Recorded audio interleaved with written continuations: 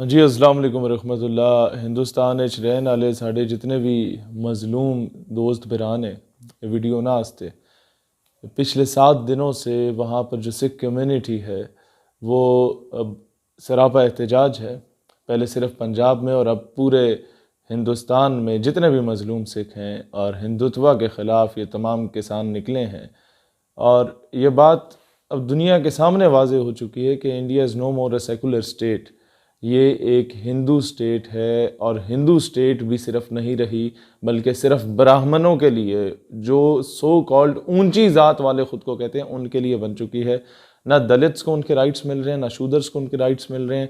मुसलमानों के साथ जो आसाम में हुआ आज से चंद महीनों पहले आपके सामने है, मुसलमानों के साथ जो जूनागढ़ में हुआ सिटीज़नशिप एक्ट के बाद, मुसलमानों के साथ जो तेलंगाना में हुआ, मुसलमानों के साथ जो हिंदुस्तानी मकबूजा कश्मीर में हुआ, मुसलमानों के साथ जो आज से चंद साल पहले बाबरी मस्जिद में हुआ, और फिर मुसलमानों को अजियत देने के लिए सुप्रीम कोर्ट का जो ऑर्डर आना था कि बाबरी मस्जिद की जगह जो शहीद की गई बाबरी मस्जिद को, उसकी जगह पे मंदिर, राम मंदिर बनाया जाएगा या बाबरी मस्जिद ही होगी।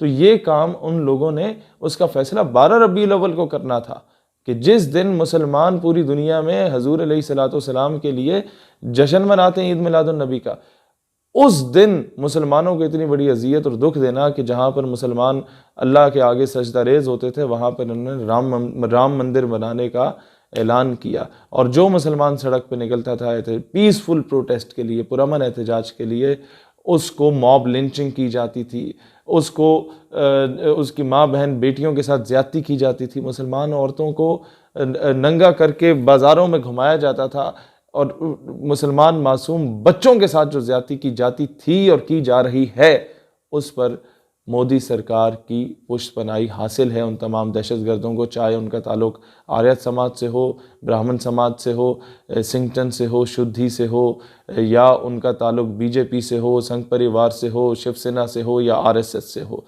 ये तमाम दहशतगर्द तंजीमें, ना यूनाइटेड नेशंस ने इनको आज तक दहशतगर्द डिक्लेयर किया, ना इन तंजीमों के ख़िलाफ़ ये so called human rights NGOs निकली हैं, क्योंकि इनको दहशतगर्द सिर्फ मुसलमान नज़र आता है जो हमेशा से अमन का दर्स देता है। अब आते हैं हमारे जितने भी सिख दोस्त वहाँ पर एहतजाज कर रहे हैं। मैं आपसे एक बात कहना चाहूँगा, कायदे आज़म मोहम्मद अली जिन्ना रहमतुल्लाह अलैह ने, जिन्ना साहब ने, जो मुसलमान, वो एक बड़े मॉडरेट किस्म के और बड़े मॉडर्न किस्म के आदमी थे। उस दौर में भी कायदे आज़म ये समझ गए थे कि मुसलमान और जो बाकी माइनॉरिटीज़ हैं बर सग़ीर की, वो हिंदुस्तान में सेफ़ नहीं हैं, लिहाजा मुसलमानों के लिए एक अलहदा रियासत पाकिस्तान बनना चाहिए, और जो कुछ बेचारे दलित और शूदर जिनके साथ ज़्यादतियाँ हो रही हैं, हम उनका पूरा ख्याल रखेंगे। और वाकई ख्याल रखा गया, यहाँ तक कि हमारे जो है chairman national assembly, chairman senate के लिए एजाज़ी सीट भी एक बार एक दिन के लिए दी गई, जो दलित और शूदर से ताल्लुक़ रखने वाले कम्युनिटी थे। हम लोगों ने, हमारे पास माइनॉरिटीज़ के लिए प्रॉपर रिज़र्व सीट्स होती हैं, और जो सिख यात्री हैं वो बहुत अच्छी तरह से जानते हैं कि जब भी वो पाकिस्तान आए हैं उन्हें हमेशा से सीने से लगाया गया है, उन्हें हमेशा से उनका ऑनर दिया गया, रिगार्ड दिया गया, चाहे वो ननकाना साहिब में आए, चाहे वो हसन अब्दाल में आए, बाबा गुरु नानक के वहाँ पर पंजा साहब आए, जहाँ पर भी वो आए उनको प्रॉपर ऑनर दिया गया। पाकिस्तान ने ये सारा कुछ किया जो हमें दर्स रसूलुल्लाह सल्लल्लाहु अलैहि वसल्लम से हमेशा से मिला कि आप जहाँ पर मेजॉरिटी में होते हैं वहाँ पर माइनॉरिटीज़ का ख्याल रखना आपकी जिम्मेदारी होती है। लेकिन what India is doing is pathetic. Hindustan ने 1984 में सिखों के साथ क्या किया, हिंदुस्तान ने 1992 में मुसलमानों के साथ क्या किया, मक्का मस्जिद के साथ क्या किया, बाबरी मस्जिद के साथ क्या किया, पूरे हिंदुस्तान के हिंदू एक्सट्रीमिस्ट इकट्ठे हुए और उन लोगों ने आके बाबरी मस्जिद की एक एक ईंट को शहीद किया, मुसलमान औरतों के साथ ज़्यादती की, मुसलमानों को कहा कि जी तुम राम राम बोलो, जो ना बोले उसको उसका सर कलम कर दिया जाता था, उसका सर जो है वो काट दिया जाता था, गर्दनें उड़ा दी जाती थी। और हिंदुस्तानी पुलिस और उसकी आर्मी देख रही थी कि हिंदुस्तान के मुसलमानों के साथ क्या हो रहा था। मुसलमानों का सबसे बड़ा मैं समझता हूँ जो कसूर था, सिटीजनशिप एक्ट के बाद जब वो पूरा हिंदुस्तान का मुसलमान सड़क पे निकला तो उन्होंने यह मुतालबा नहीं किया कि अब हम हिंदुस्तान के साथ मज़ीद सर्वाइव नहीं कर सकते इन दहशत गर्दों के साथ। अब एक अलहदा रियासत और बनने की ज़रूरत है। तो नतीजे में क्या हुआ, जब उन्होंने ये कुछ नहीं कहा, वो बार बार बेचारे मरते वक्त भी ये कहते हैं कि जी तिरंगे में, जब तक हम लोग तिरंगे में दफन नहीं होते हम लोग खुद को हिंदुस्तानी प्रूव नहीं कर सकते। सारी ज़िंदगी हमें ताना मिलता रहता है कि जी तुम लोग पाकिस्तानी हो।